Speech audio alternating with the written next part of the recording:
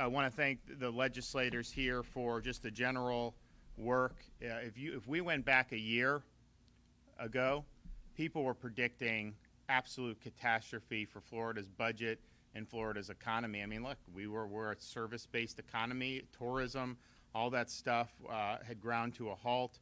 But we really believe that we needed to have people working, we needed to have businesses operating, we need to have kids in school. And so over the last year, we've obviously pursued that. That's obviously a lot different than what you saw in many of these lockdown states. But I think here we are a year later, and we never took one penny out of our rainy day fund throughout this whole time. And in fact, our rainy day fund has doubled since I became governor. You look at the amount of reserves that we have. These are some of the largest reserves we've ever had in the state's history.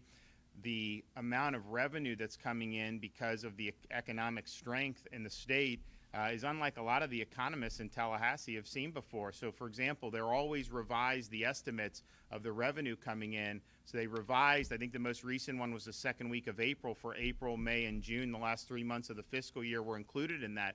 And when they did the budget, we're assuming those estimates. Well, just for April, the state took in $750 million above the estimate from just 3 weeks ago. So they can't even keep up with it in real time because you see so much strength. So that's going to be May and June will likely have over from what the estimate was.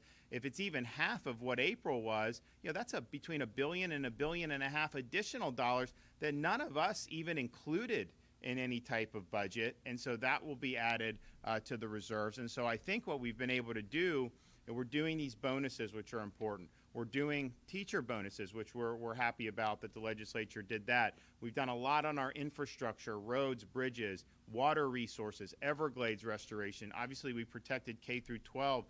We increased what I had asked for last session and got in terms of increasing the average minimum salary throughout Florida for teachers. So we've done all these different things, and yet we're probably better prepared for whatever can happen down the road than we were even before COVID. And no one would have predicted that, and I think that it puts the state in a great position. But none of that would have been possible, had we done lockdown policies, had we locked kids out of school, had we done a lot of the things that a lot of these other states have done. And so there's a reason why our unemployment rate is lower than the national average by a pretty significant amount, even though CDC has closed one of our main industries, our cruise line. We're suing over that. But just imagine if that was open, that's tens of thousands of jobs that are affiliated with that. So we think we've got good momentum. We think the session worked out very well. These $1,000 bonuses, I think, have been well earned. When we announced it, it was not something that people thought we necessarily could get done, but we got it done, and we look forward to processing the budget, signing dotting the I's and crossing the T's, getting these checks out to our folks who've been on the front lines for us. So I'm happy to be here, and I'm really glad that the Lee County Sheriff's Department has been doing the great work that they've been doing. So thank you.